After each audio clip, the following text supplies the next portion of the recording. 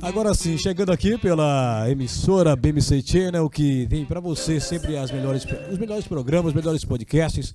E é claro, nós estamos aqui trazendo essa palavra para você, compartilhando histórias de vida com o programa Rádio Diamante. E olha, nós estamos também pela Rede Everest e pelas demais plataformas de podcast. Estamos chegando cada vez mais longe, graças a você que curte, comenta e compartilha. Então, nosso muito obrigado. Eu começo o Rádio Diamante de hoje com uma mensagem que está lá em Salmos 34, alguns versículos, a partir aqui do versículo 8. Provem e vejam que o Senhor é bom, bem-aventurado é quem dele se refugia. Temam o Senhor, vocês que são os seus santos, pois nada falta aos que o temem. Os leõezinhos passam necessidade e sentem fome, porém aos que buscam o Senhor, bem nenhum lhes faltará. Venham, meus filhos, e escutem, e eu lhes ensinarei o temor do Senhor. Quem de vocês ama a vida e quer longevidade para ver o bem? Refreie a língua do mal e os lábios de falarem palavras enganosas. Afaste-se do mal e pratique o bem. Procure a paz e empense por alcançá-la. Os olhos do Senhor repousam sobre os justos e os seus ouvidos estão abertos ao seu clamor. O rosto do Senhor está contra os que praticam o mal, para extirpar da terra a memória deles. Clamam os justos e o Senhor os escuta e os livra de todas as suas angústias. Perto está o Senhor dos que têm o coração quebrantado. Ele salva os de espírito oprimido. Muitas são as aflições do justo, mas o Senhor de todas os livra. Amém? Essa palavra que eu quero começar o programa de hoje, para você que de repente está passando por um momento aí delicado da sua vida, seja pessoal, seja familiar, seja de saúde, financeiro, não importa. O que importa é que esse problema que você pensa que não tem solução, para Deus tem sim. Independente de qual seja a sua aflição, muitas são as aflições dos justos, mas o Senhor os livra de todas. A gente começa esse Radiamante com essa reflexão. É claro que eu tenho certeza que Deus vai falar muito mais ao seu coração. Cada um pega a sua parte. Mas uma coisa que eu tenho para dizer para você: se você de repente está vivendo uma fase difícil, lembre-se que é apenas uma fase. De repente você está num momento da sua saúde que não está tão bom assim, glória a Deus, busque ao Senhor, Ele vai te ouvir, tá bom? E olha, eu vou dizer uma coisa para você que serve também para mim e para todos nós. Deus não nos ouve por mérito nosso, porque se fosse por mérito, Ele não nos ouviria de jeito nenhum. Que mérito nós temos? Mas Ele ouve pela sua misericórdia e nos atende pelo seu grande poder, porque Ele é Deus e nós somos suas criaturas e seus filhos. Então, ore ao Senhor, busque a Ele e tudo que você está passando vai passar. Hoje eu tenho o prazer e a honra de conversar com uma artista, uma musicista, uma pessoa que está em evidência nesse momento, principalmente com a obra, né, autoral, que você vai poder conferir um pouco mais daqui a pouquinho. É a Luciana Ancelo. Ela tem muito a contar e na sequência, logo depois da vinheta, você vai poder conhecer essa pessoa magnífica que vai contar um pouco da sua história, compartilhar com você e, é claro, trazer uma mensagem de vida para continuar impactando a sua vida. Gilberto Santana. Gilberto Santana. Agora sim, olha aqui, como prometido, está aqui conosco nos estúdios da BMC Channel, para toda a Rede Everest, para todas as plataformas de podcast, Luciana Ancelo. É um nome diferente. Você toca violoncelo ou é o nome mesmo? Oi, bom dia, Jodel. Bom dia a todos. Sim, esse nome foi um apelido carinhoso que eu ganhei de um amigo chamado Miller. Devido a tocar violoncelo. Eu cheguei aqui na cidade, tinha mais de uma Luciana, né? Sim. E aí eles ficavam tipo, Luciana do cello, e aí acabou ficando Luciana Cello. Eu gostei e pegou. Portuguesou o cello, virou o cello mesmo. Virou o cello, aí legal. Virou e é um nome que pega, né? Sim, é um nome bacana. Você continua tocando violoncelo? Continuo tocando violoncelo, né? Apesar de agora estar mais inserida no trabalho de canção. Mas eu continuo tocando, dando aula de violoncelo. E logo, professora também. Sim. Legal. E logo o violoncelo vai entrando no trabalho de canção também. Estou no processo de misturar, né? Eu canto com violoncelo. Quando você fala trabalho de canção, é composição mesmo? Sim, eu componho, né? E agora eu estou investindo no trabalho autoral. Legal, eu tô sabendo. Mas antes de a gente chegar a esse trabalho que, por sinal, aí daqui a pouco a gente vai poder liberar para o pessoal poder voltar também, né? Joia! Eu queria saber como começou. Você primeiro começou tocando violoncelo ou compondo? O que veio primeiro na sua vida? Primeiro veio o canto. O canto veio de uma maneira mais assim, intuitiva, né? A família, a minha mãe, muito, muito assim, tem uma veia artística, né? Muito, muito dela, assim. Sim. Então, desde pequena, eu ouvia minha mãe cantar. Então, eu cantava bastante em casa. E meu pai também tocava violão. Então, a família influenciou nesse sentido, né? Do canto. E aí, através da igreja batista na época, Batista. eu comecei a cantar no coral da Certo. igreja, né? A Batista valoriza muito essa questão musical, né? Valoriza bastante. Naquele tempo eu ainda morava em São Paulo, era a Igreja Batista do Brás. Aliás, Você é nascida na cidade de São Paulo? Sou capital? nascida em São Paulo, ali na Vila Maria também. Legal. E agora tudo é de Vila uma Maria. Vila Maria, São Paulo, para Vila Maria, São José, né? Verdade. Coincidência. É verdade. Mas e aí, você começa no canto, inclusive da igreja, Isso. e como é que foi essa migração da igreja para o canto convencional?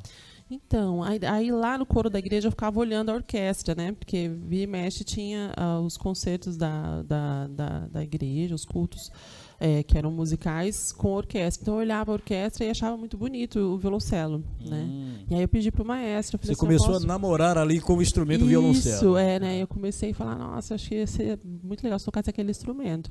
E aí conversando com o maestro, na época era o maestro Elias, um grande maestro, inclusive. Ele me orientou e deu certo. Ele está entre nós ainda? Está entre nós. Então um abraço para ele, que eu tenho certeza que ele vai assistir o programa, né? Com certeza, maestro Elias Moreira, né? Um maestro, foi maestro do Bacarelli aqui, regiu orquestras fora, nos Estados Unidos, um grande maestro mesmo. Legal. E eu tive a oportunidade de ter a orientação dele, e aí comecei a estudar o violoncelo. Então, já né? começou por cima ali, né? Já estudando com as pessoas certas. Verdade, eu nem sabia disso. Porque, né, quando fala, a gente está ali em casa, né? O Sim, santo de casa, sim. eu fui saber disso muito depois de adulta, né? Porque nessa época eu tinha uns 13 anos de idade. Ah, né? sim. Então, muito menina. Isso foi recentemente também, né? Recentemente. É. E aí você começa a namorar com esse instrumento chamado violoncelo, para quem não conhece. Violoncelo. O violoncelo é como se fosse um baixo um pouco intermediário, maior que a Isso. viola e o violino, mas é da Isso. mesma família ali, né? Da mesma família, da família do violino, né? E é justamente isso. Ele não é tão grave contra o contrabaixo, né? E também não é agudo como o violino e a viola. Apesar do violoncelo é o instrumento que ele tem, de todos eles, dos quatro, né? Violino, viola e baixo, dos três, ele tem a maior extensão, assim. Então ele é como se dentro do cello existisse um baixo, uma viola, um violino. Dá para fazer o som dos Se três fosse no trazer para a violoncelo. voz, seria o barítono, é o que consegue fazer o grave e depois um agudo, mais ou menos. É isso?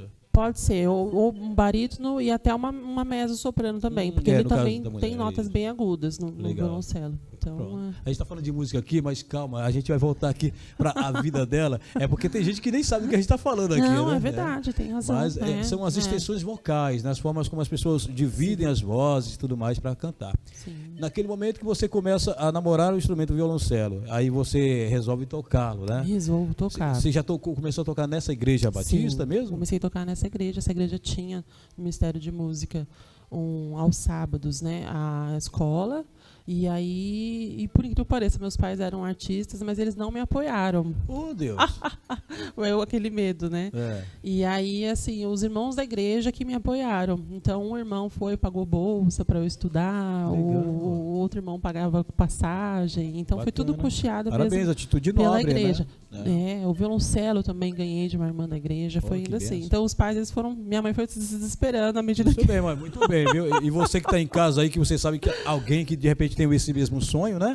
Vai lá, apoia, dá uma força, verdade. ajuda, né? Porque toda ajuda que você faz para a obra de Deus volta em benefício para você também. Exatamente, né? Então, minha mãe foi contra durante muito tempo, né? Achei esse medo da vida artística, que realmente não é fácil. Né? Imagino. Mas Deus foi levantando as pessoas ali para, né, tornar esse meu sonho possível. Legal. E aí eu consegui estudar o violoncelo. Na época tinha um polo do Projeto Guri do lado da igreja, por coincidência, tinha mesmo. Foi o primeiro polo do Projeto Guri, que é um projeto Legal. do governo do estado, que também... Ou seja, Deus já estava viabilizando os caminhos ali, né? É verdade. E então eu estudava na igreja, estudava no Guri. Então isso até eu completar uns 17 anos. Aí quando eu fiz 17 anos, eu falei, não, é isso que eu quero para minha vida. Eu resolvi me profissionalizar. 4 anos você estava ali só estudando para se aperfeiçoar mesmo. E aí eu fiz o teste na Escola Municipal de Música de São Paulo e entrei. E aí fiz o teste para a Orquestra Jovem do Estado, na época também entrei e tinha decidido ali que ia ser violoncelista, ponto final. Né? Decidiu e ponto. E E abandonou o vocal ou estava fazendo o meio campo ali? Cantava? meio e depois... campo. É? Fazia o meio campo, mas diminui bem, né? A participação nos coros, porque daí eu já não acompanhava, não ficava mais nos corais, ficava mais na orquestra mesmo. Sim. Então, você arrumou sua cadeirinha ali e disse, aqui é meu lugar, aqui né? é meu lugar. Certo. E foi isso, e aí entrando, mas o coral, o canto coral, ele é essencial para a formação de todo músico, né? Então, mesmo quando eu já tinha entrado no conservatório, a gente era obrigado, somos ainda, né? Ainda é assim, é o praxe, a fazer o canto coral. Porque entende-se que o cantar, né, é algo essencial para você conseguir reproduzir, fazer música num outro instrumento. Porque o primeiro instrumento é você, né? Porque o canto é isso. O canto, o primeiro instrumento é o nosso corpo, né? Então, se entende assim, que para você estudar música, você tem que passar pelo canto. Então, mesmo quando eu estudava violoncelo no conservatório, eu tinha que fazer como aula complementar canto coral. Então, sempre andou junto, assim, o cello. Então, enquanto eu estudei violoncelo no conservatório, eu também participava do coro do conservatório, que era Uma coisa que você falou importante aí é que muita gente pensa que cantar no coral é só fazer aquele gregoriano ali, e não é. Hoje em dia nós temos vários corais muito tipos de corais. diversificados, contemporâneos. Né? E essa questão da divisão de voz é importante porque ali vocês cantam com partitura. Sim. E cantar de forma trivial é muito fácil, mas cantar com partitura, acompanhando a orquestra, é totalmente diferente. Totalmente diferente, com a divisa de vozes, né? E como você falou, cada repertório vai ter uma demanda diferente, né? Se é uma música mais brasileira, um pouco mais brasileira também é muito ampla, mas vamos dizer assim, uma música mais nordestina. Então, o maestro, o preparador vocal, ele vai trabalhar uma embocadura um pouco mais aberta, mais um brilho mais acentuado na voz, né? Porque os vai segmentar e aperfeiçoar para chegar àquilo que ele deseja. Aquele resultado estético ali, né? Porque é uma musicalidade diferente, vamos dizer, um sotaque diferente. Estou dando um exemplo aqui, né? Da região do Nordeste. Aí você vai fazer um repertório, vai cantar em alemão, então tem todo um cuidado também com a língua. Você canta em alemão? Eu própria não solo em alemão, mas eu já fiz uma peça de bar em alemão com coral, um coro jovem sinfônico aqui. Um musical mesmo? Tem uma peça do Bach, chama Kriegslads in Todesbaden. E a gente teve esse trabalho, né? Cada vez se troca um idioma, né? Vai cantar em francês, vai cantar em inglês. A gente não precisa, os cantores não precisam falar a língua, mas tem que pelo menos saber reproduzir bem os fonemas. Então tem muito treino para isso. Então realmente o coral é uma escolona, assim, né? De musicalidade, de linguagens. E da música gospel, porque você começa na Batista, você aperfeiçoa e se torna profissional da música. Tanto é que hoje você ensina, você leciona a música. Né? Sim.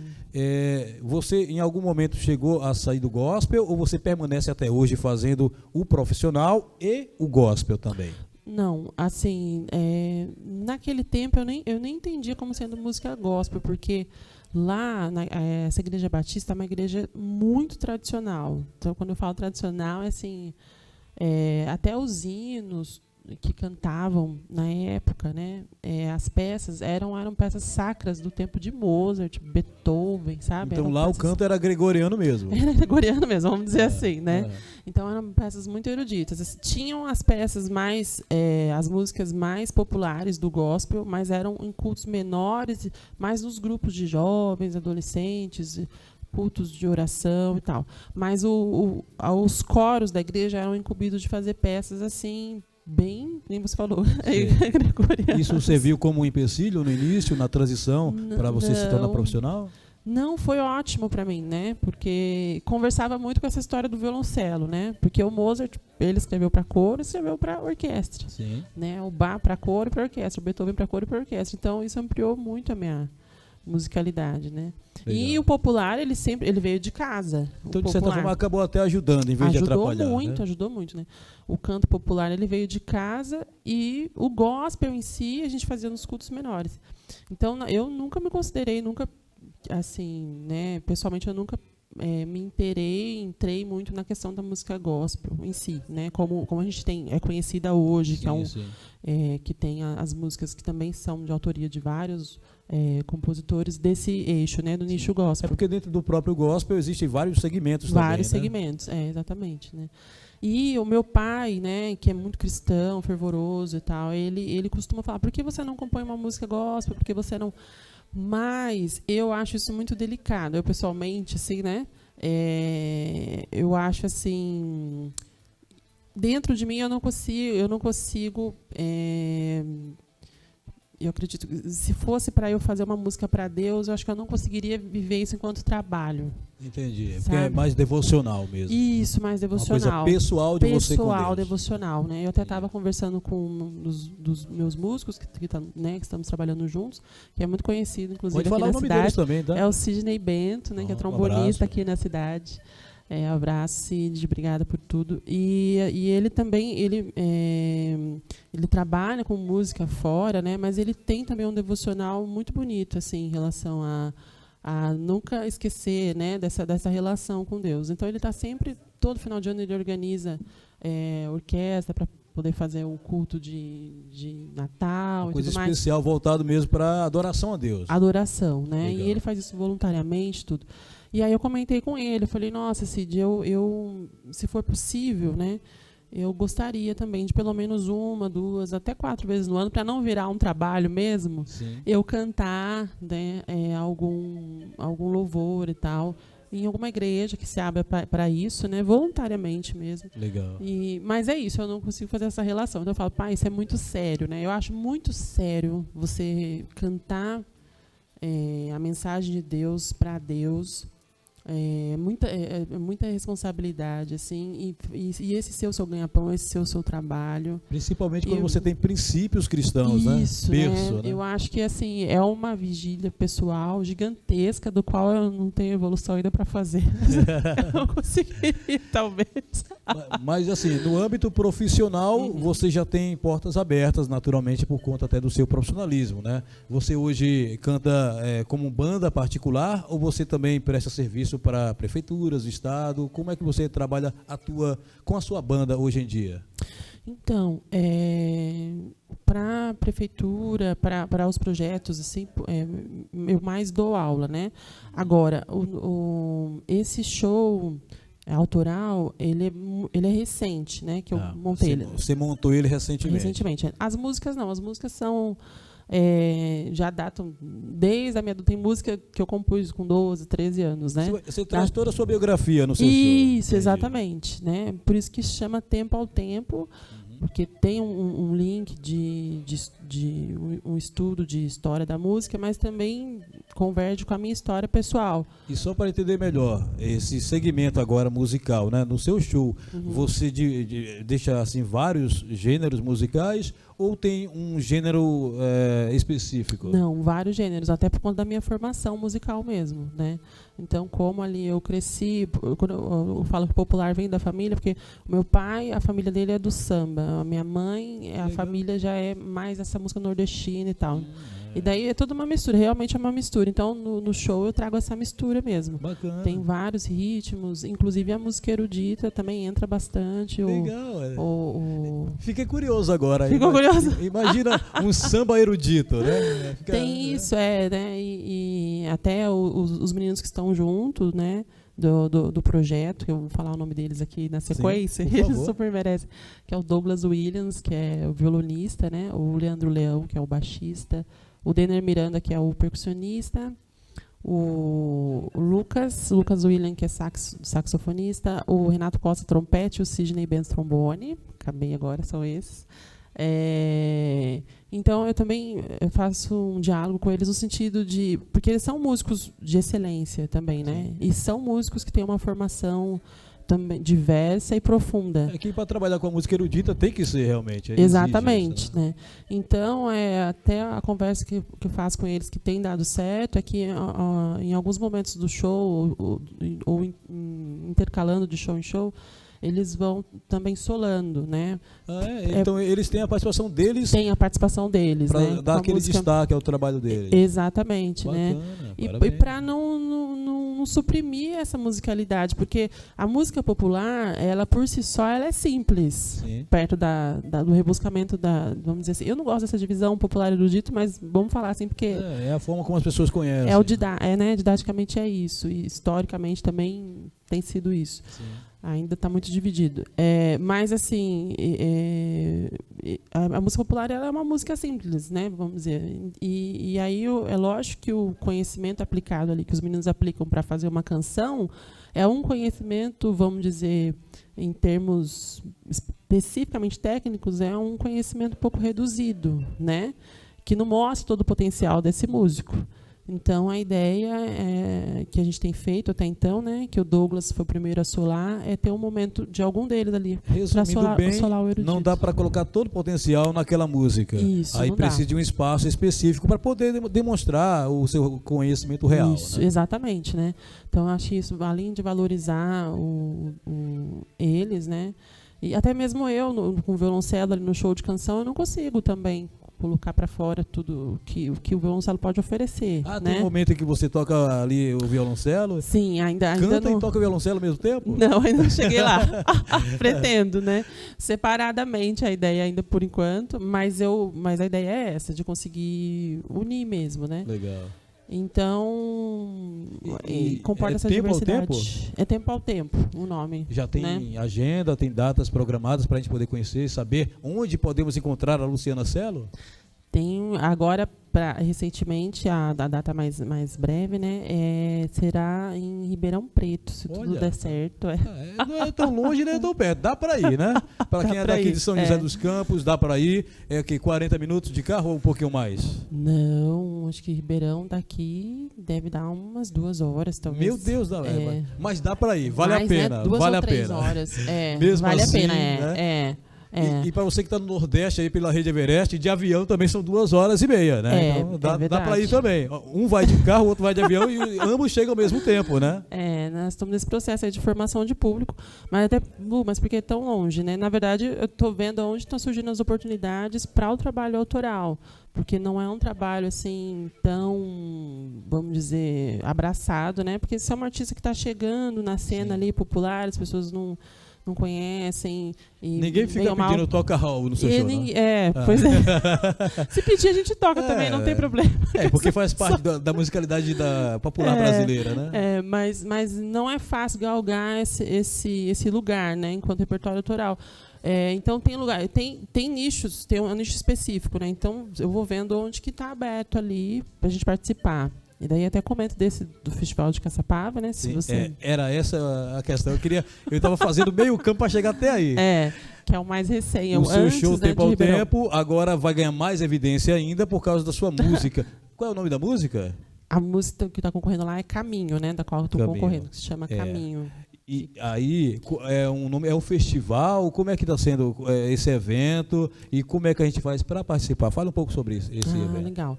Esse festival é uma iniciativa muito bacana da TV Atual de Caçapava, em parceria com a cultura, né? A cultura ela está dando um apoio. É uma iniciativa mesmo do pessoal da TV Atual, com o apoio da prefeitura lá, da cultura.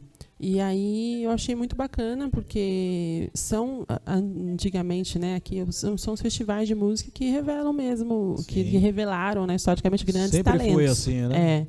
E hoje em dia a gente vê que mingou, tem também bem poucos festivais, né, acontecendo por aí. O que é uma pena, porque realmente é um espaço específico para os artistas. Para os artistas, para os novos artistas que não estão aí na grande mídia e tudo mais. E aí a cidade de Caçapava resolveu fazer essa é a primeira edição. De muitos, né? com fé em Deus. Tomara que venham muitos. E aí um dos músicos que toca comigo, acho que foi o Sidney mesmo, que me avisou, falou, Lu, tá tendo o festival, se inscreve, né? E tal. E aí eu me inscrevi, o pessoal de lá, da e curadoria. É todo mundo no seu nível de musicalidade assim? É todo mundo realmente profissional? Sim, tem 20, se não me engano, são 20 canções, então por volta de 18 artistas, porque eu sei que tem artista que escreveu mais de uma canção, poderia escrever acho que até 2 canções, né? E uma galera muito boa mesmo, né? Excelente, músicas muito boas, bem produzidas. Concorrentes à altura, realmente? concorrentes à altura, né? Eita. Inclusive tem uma concorrente, mandar um beijão para ela, Narie Nunes, Mas se falar o manda nome beijo, dela não é aqui. concorrente, né? Pior Qual é que o não nome é dela? mesmo, Qual é o assim. nome dela? Narie Nunes, que é uma grande artista também. Narie Nunes. Narie Pronto, Nunes. então um beijo pra Narie Um também. beijo para Narie. E boa sorte, viu? Boa sorte. Eu vou votar dela aqui, mas boa sorte pra você, né? Mas a história com a Naná é porque, assim, desde também de novinha eu fui professora, né? Sou professora. E ela foi minha aluna quando ela tinha 14 anos, lá no projeto Guri de Caçapava. Eita, mas vai entrar naquela história de que o aluno supera o professor, não, né? Não sei, pode ser que supere, vamos ver, né?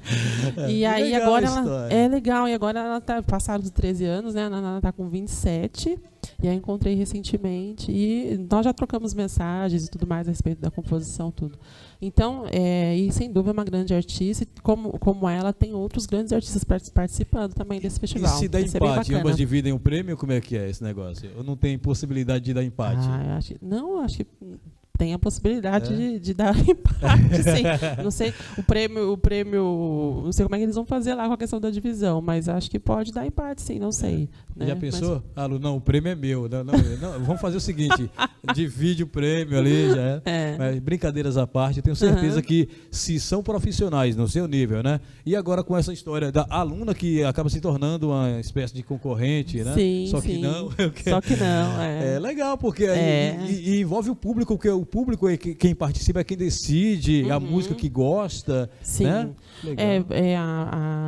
A votação ela vai ser em 2 categorias, já está sendo, né? Então, a primeira categoria é do voto popular, que é esse voto que está acontecendo via web, né? Via link. Como é que faz para participar nesse voto popular? Tem que entrar na página do festival, que é o FEMAC, né? Super FEMAC. fácil de achar ali no Instagram. Né? FEMAC, não é isso? Pesquisa na internet aí, FEMAC, depois do Radiamante, né? E vai votar aqui. Vota em quem você quiser. Eu, naturalmente, recomendo aqui a Luciana Celo. Eu agradeço. Ouve todas e julga lá que você gostar mais. Julga né? pela música, pelo que gostar mais. E a outra categoria do evento, qual seria? Então, aí o evento que será ao vivo agora, no domingo 16, né? Às 10 horas, será pela votação dos jurados. Então, tem jurado também. mesmo que o público esteja lá, a votação lá do público não vai ser levada em conta, né? Então, será levada em conta essa votação online, que é a música que o público vai decidir, e lá será a votação da apresentação da banca dos jurados. Legal. Né? Aí eles vão, até inclusive 2 músicas podem sim ser premiadas, porque uma pode ganhar enquanto votação popular e a outra pode ganhar enquanto a votação dos jurados. E essa é a forma original dos festivais, forma né? Com original, jurados e tudo mais. Exatamente. E assim, eu gostei do cuidado que eles tiveram ao fazer esses 2 tipos de categoria, porque realmente nem sempre a música que o jurado gosta é a mesma do público. Que o público gosta, né? Porque tem assim, categorias de composição. Tem aquela música que ela é mais do povo mesmo, né? E tem já aquela música que já tem uma composição um pouco mais voltada para poesia, uma música mais conceitual. É como se fosse comparar, por exemplo, aquele sambista, o Sorriso, que agora me falhou a memória, né? E o Chico Buarque. Isso, né? Ambos são música diferentes. popular brasileira, Exatamente. mas um fala uma linguagem, o outro fala outra. Exatamente, né? Então, por isso que tem essas 2 categorias. Não que o povo não pudesse eleger o Chico Buarque, poderia. Sim, também, claro. né?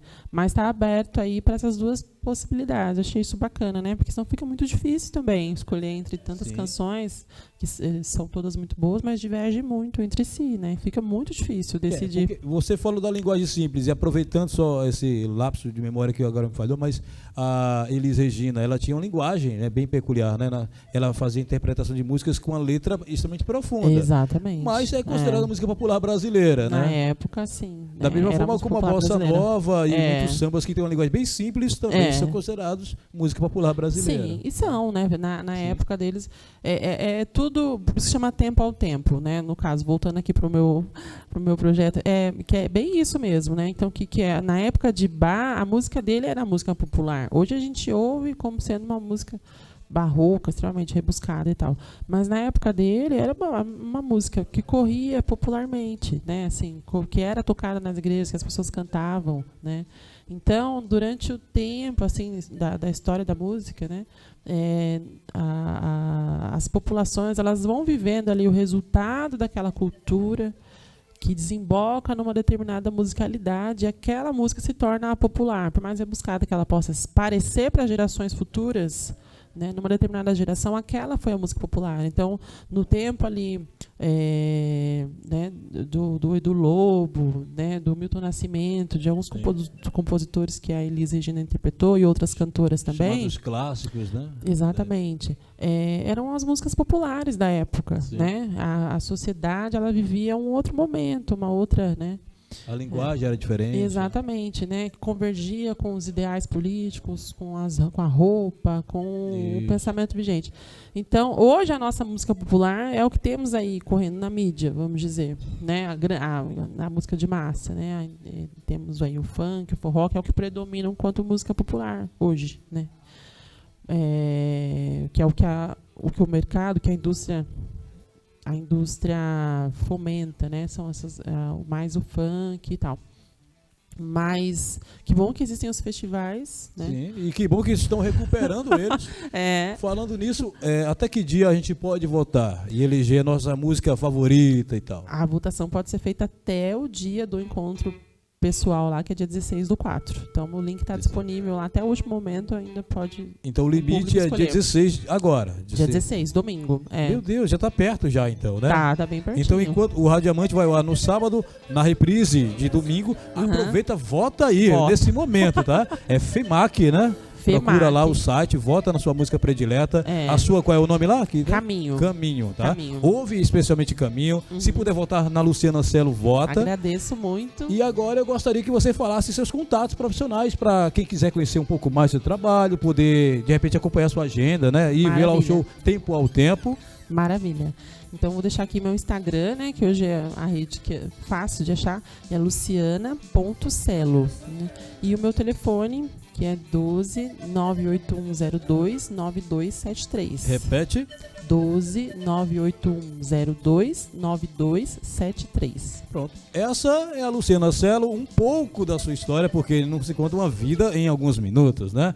Mas para quem quiser conhecer melhor, tá aí os contatos, vai lá, segue nas redes sociais. Tenho certeza que ela vai ser essa simpatia que é, né? E vai poder contar um pouco mais sua história.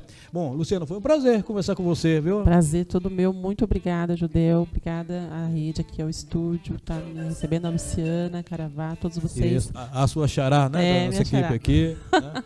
A equipe toda, muito obrigada. E você já sabe que tem meu voto, né? Desejo boa sorte para você lá, tá bom? Que bom. Sucesso na sua continuidade, né? Do seu trabalho, um trabalho bonito, né? Obrigada. Tempo ao tempo. Tenho certeza que já também poderemos ter a oportunidade de participar, tá bom? Oba! É isso aí. Galera, e é com a companhia aqui, a entrevista, a história de vida da Luciana Celo, que a gente vai encerrando o Radiamante de hoje. Para você que está aqui pela BMC Channel, pela Rede Everest, pela Apple Podcast, Google Podcast, pelo Spotify, YouTube, onde quer que você esteja assistindo, ouvindo o Radiamante, nosso muito obrigado. Um abraço para você, para a sua família. Continue curtindo, comentando, compartilhando o Triplo C e você vai conhecer histórias de vida como aqui da Luciana Celo. Vai ter mensagens da Palavra de Deus, sempre através do Radiamante para você. Tchau, tchau. Até o próximo programa.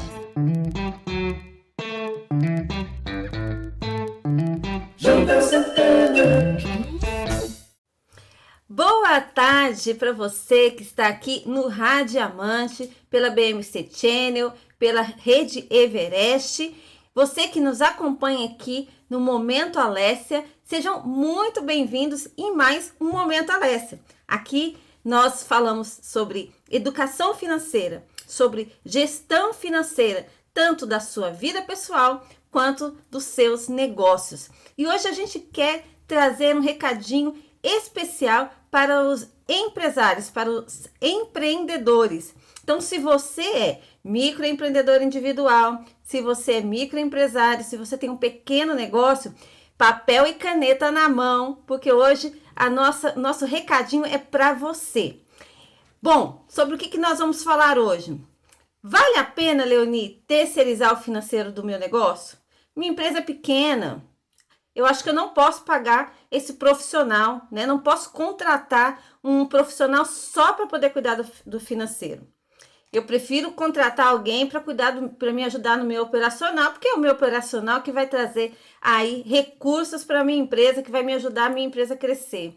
Então, hoje a gente quer te ajudar a entender se vale ou não a pena você contratar um funcionário para ajudar você com o seu financeiro, ou se vale a pena você terceirizar esse negócio, essa área da sua empresa. Então, vamos lá? Papel e caneta na mão, que nós vamos hoje tirar essa dúvida que é muito comum entre os empresários, entre os empreendedores, né? Essa possibilidade de terceirizar o financeiro, né? Para fornecer um apoio na gestão do seu negócio, né? Para que você possa poder enxergar e cuidar bem do financeiro do seu negócio. Será que faz sentido, né? Eu terceirizar? Como que funciona, Leoni, a terceirização financeira?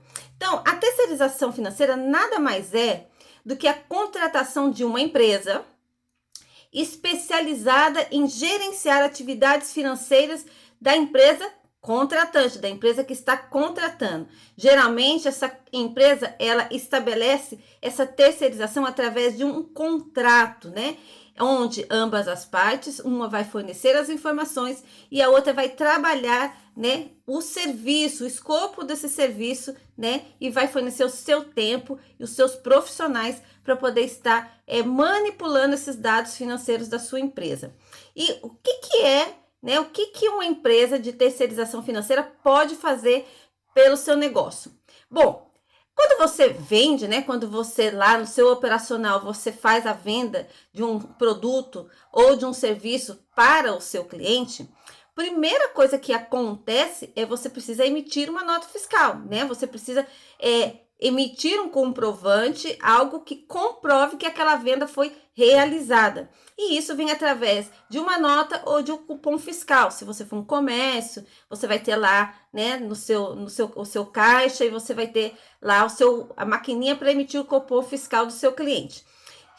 Como hoje a gente tem aí, as empresas estão trabalhando de forma remota, as coisas estão acontecendo muito no online, você também pode emitir as notas fiscais para o seu cliente, tanto de serviço quanto de produto, posteriormente, né? O cliente pode passar lá na empresa, acontece muito isso, você vai lá, passa na empresa, realiza o serviço ou a compra daquele produto, ele emite o cupom fiscal para você, e você fala, eu preciso de uma nota, de uma DANF. E aí, eles vão pegar os seus dados, né? Vão pedir para você deixar um e-mail, um telefone para contato, vão pegar os seus dados para poder, né? Pegar os seus dados CNPJ ou CPF, endereço, né? Telefone e tal.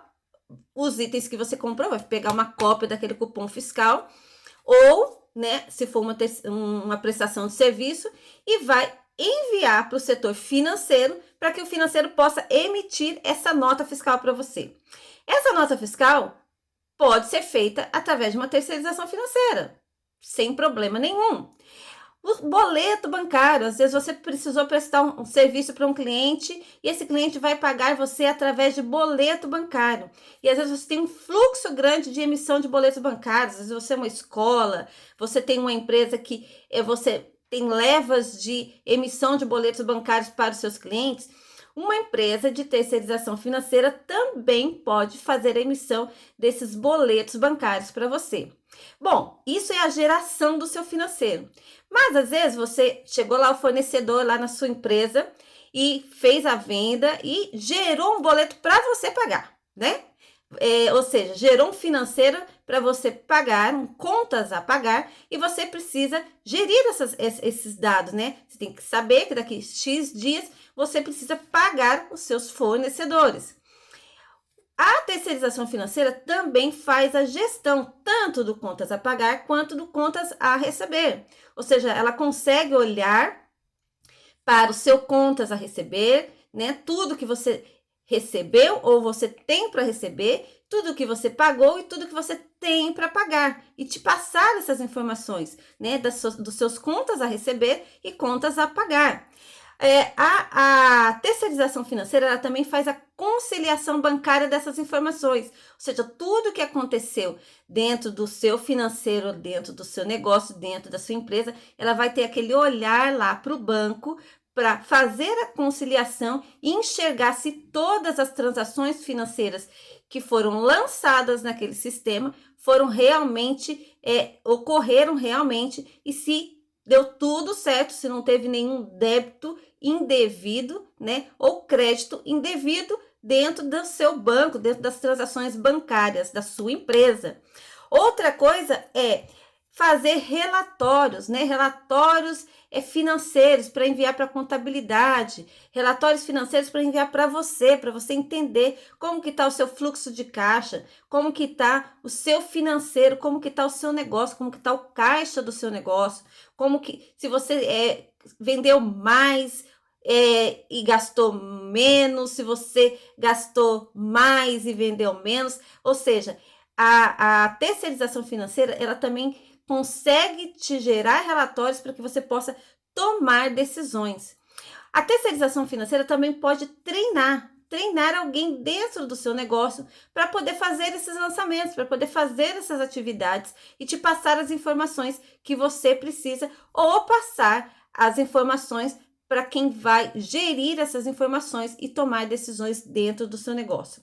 A terceirização financeira também, ela vai fazer a gestão dos seus documentos, ou seja, reunir todos os seus documentos de contas a pagar, de contas a receber, fazer essa gestão organizada dos seus documentos para que você não perca o controle da sua documentação, né, fiscal, de toda a sua documentação, para envio para contabilidade, para envio para deixar guardado, porque todo mundo precisa deixar guardado os seus registros financeiros. Às vezes um cliente precisa novamente de alguma informação, apesar de a gente ter muita coisa hoje em nuvem dentro dos sistemas, é importante você ter à mão todo o seu financeiro bem, né, todos os seus documentos do seu financeiro bem geridos, para que você possa encontrá-los com facilidade. Então, esses são uma dos serviços, das especialidades que uma terceirização pode fornecer para você, né? Bom, vale a pena? Será que vale a pena eu pagar um profissional na minha empresa, eu contratar um profissional CLT? Afinal de contas, né? O financeiro é uma área tão sensível do meu negócio. Será que eu contrato ou será que eu terceirizo esse serviço? Bom, para te facilitar essa conta, a gente fez uma continha aqui, né? Que um departamento financeiro dentro do seu negócio, ele custa, em média, a nível de Brasil, a média salarial é entre um salário mínimo e meio a 2 salários mínimos, aproximadamente. Então, você tem aí entre R$2.000, R$2.600 de salário.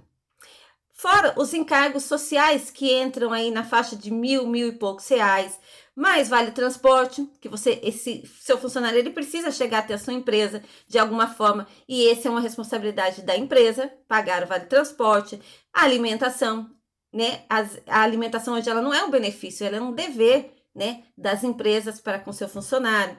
Aí tem plano de saúde, que pode ser um benefício ou não, que você vai pagar, né? Você precisa prover férias e 13º salário, provisionar multa de fundo de garantia, né? Você tem que ir fazendo essa reserva de FGTS para poder lá na frente, se você precisar usar, você já tem essa reserva. E você precisa de toda a infraestrutura para esse seu funcionário. Você precisa ter sala, computador, mesa, cadeira, celular. Você precisa colocar tudo à disposição do seu funcionário, toda a estrutura para que ele possa fazer o serviço para você. Então, você tem aí um investimento, né, para realizar. Em média, só olhando para a parte de contratação, se você for contratar e ter esse funcionário em loco na sua empresa, você vai gastar aí em média de R$6.000 mensais, né? 5.500 a R$6.000 mensais. Isso só com o funcionário, fora os outros custos que você tem para poder manter esse funcionário. Você tem que manter a água, tem que manter a luz, você tem que pagar, pagar a contabilidade, então você tem o aluguel daquele lugar, então você tem todos os seus custos fixos que envolve também, né, dentro desse processo de contratação. Tá, e para eu ter uma terceirização financeira na minha empresa, quanto que custa mais ou menos isso hoje no mercado?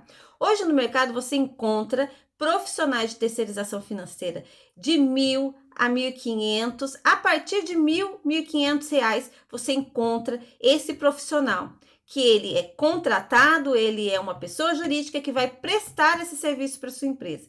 Então, dependendo da demanda do seu negócio, você consegue um profissional a partir de R$1.000, R$1.500. Então, olha a redução de custo que você tem para o seu negócio para você ter a mesma prestação de serviço. É interessante porque esse operador, né, do seu financeiro, ele vai fazer as mesmas atividades, só que ele vai ficar focado no seu negócio, vai focar somente no financeiro. Ele não vai se dispersar para fazer outras atividades que não têm relação com o seu financeiro. Ou seja, a outra vantagem, além do custo, né, da redução de custo que você vai ter, né, custo operacional para o seu negócio, você também vai ter foco nas atividades. Você vai ter alguém focado somente em te trazer informações financeiras. Dentre outras vantagens, como eficiência na gestão financeira, flexibilidade, né? É uma pessoa que ela tem flexibilidade e você também tem flexibilidade para poder crescer o seu negócio, né? Ou seja, se cair a demanda do seu negócio, você não precisa se preocupar. Se aumentar, você também não precisa se preocupar, né? De acordo com o contrato que você tiver com essa empresa, você sabe que os seus custos não vão aumentar tanto. Melhoria na tomada de decisões, você vai ter relatórios concisos e todos os meses, para que você possa tomar melhores decisões para o seu negócio, fora a segurança que você tem, além da tecnologia que é usada hoje, né? Todos os profissionais de assistência financeira, de BPO financeiro, implementam tecnologias para poder realizar o seu trabalho, né? E você vai poder fazer uma análise mais precisa do seu negócio, né? Além de ter alguém olhando o tempo todo para o seu negócio, para saber se não está acontecendo nada de errado, nenhuma fraude, nenhum problema. Então, diante dessas inúmeras vantagens, nós percebemos hoje que é muito vantajoso, dentro, logicamente, se você tem essa cultura no seu negócio, de você terceirizar o seu financeiro. Então, se você está com dificuldade de fazer a gestão do seu financeiro, de fazer o financeiro do seu negócio fluir, se você não sabe como tomar decisões porque você não tem a clareza do seu financeiro, contrate um assistente financeiro virtual ou um BPO financeiro, para que eles possam realizar essas atividades para você. Nós aqui da Alessia realizamos esse trabalho para você também, com muito profissionalismo, com profissionais competentes que vão trazer toda a clareza que você precisa e todas as informações que você precisa para o seu negócio na área financeira.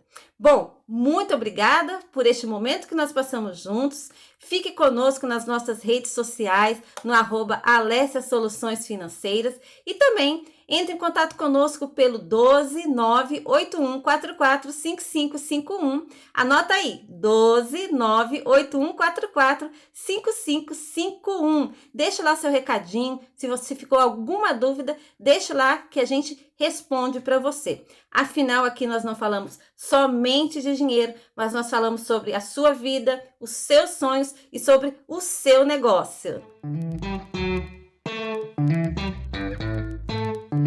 Jota Santana.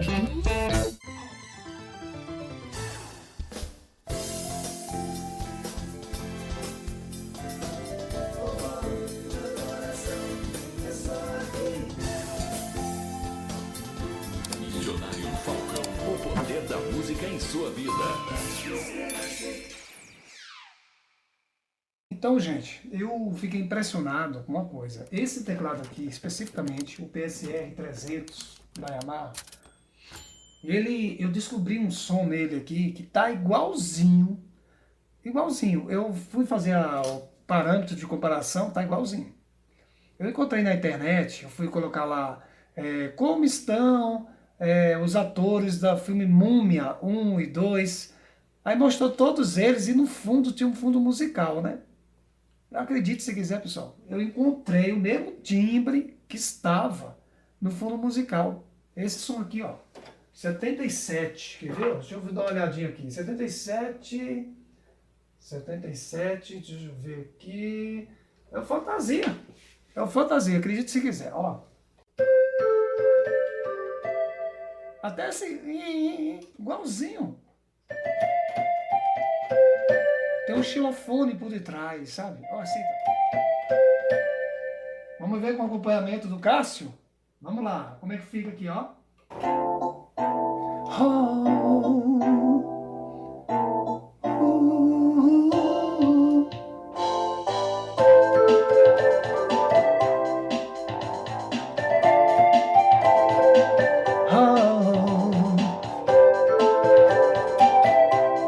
Lindo, né?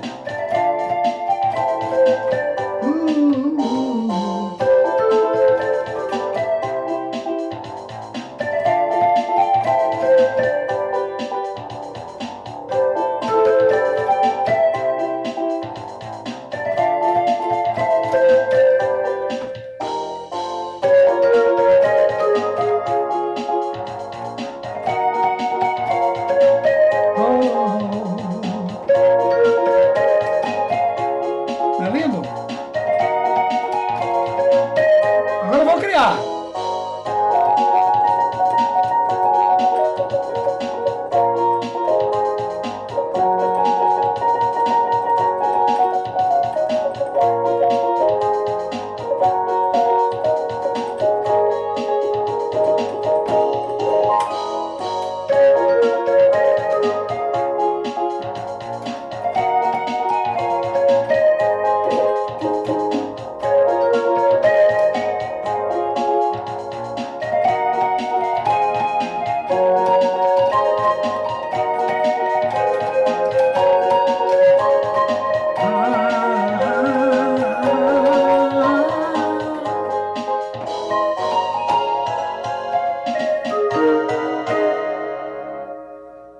Lindo, né, gente? Isso que eu falo pra vocês. Aproveite os teclados que você tem. Eu tive uma época que eu comprava, minha mãe ficava muito louca da vida. Porque era assim, eu era tão imperativo, eu ganhava muito bem, R$ 1.500, pra mim eu consegui uma semana de eventos.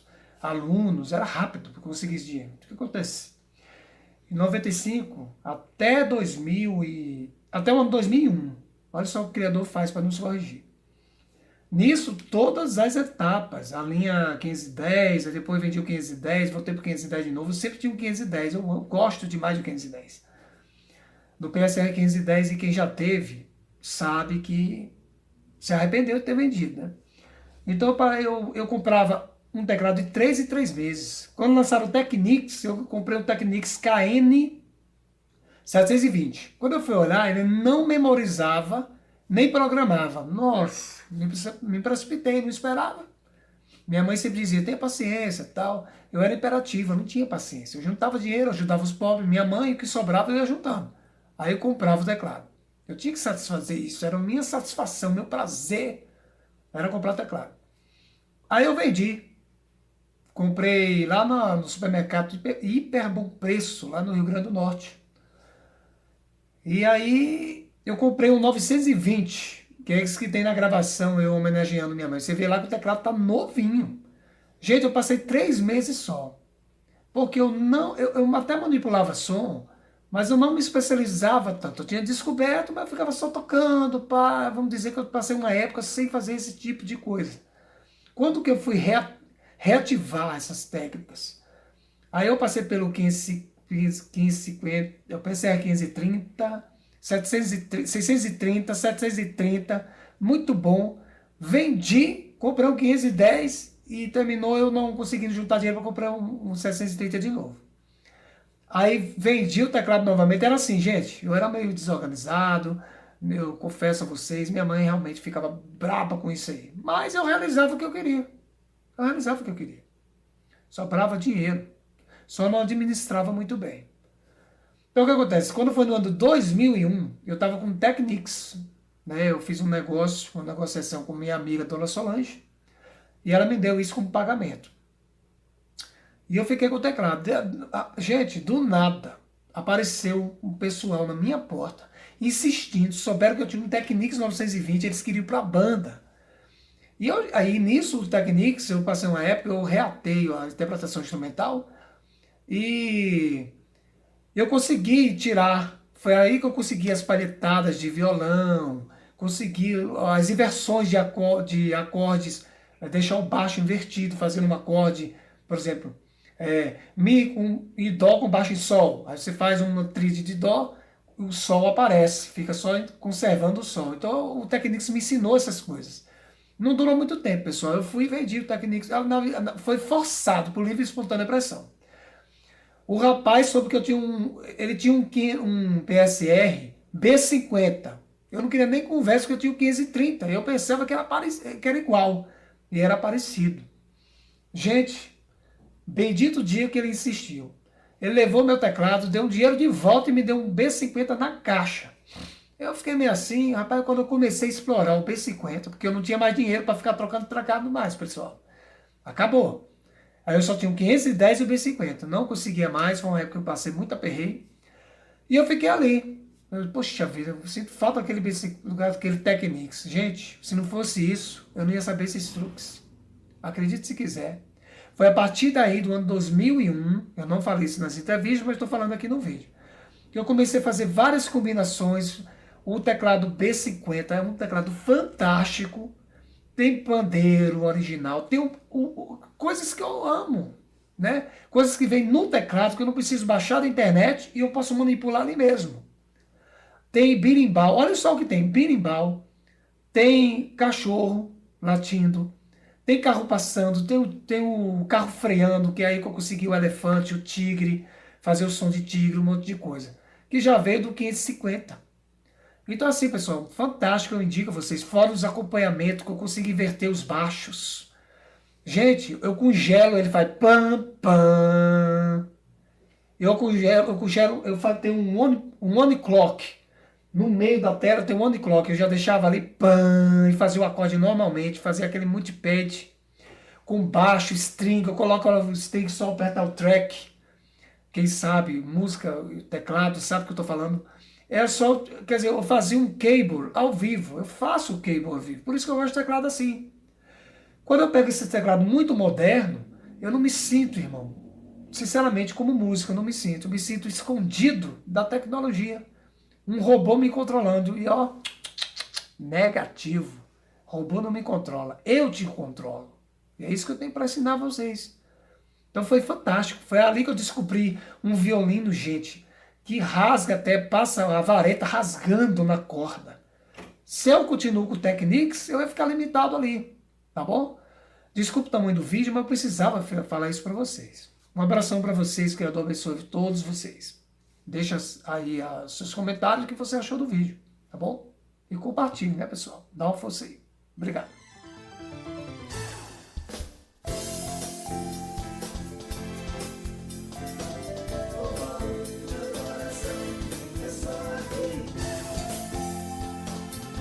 Missionário Falcão, o poder da música em sua vida.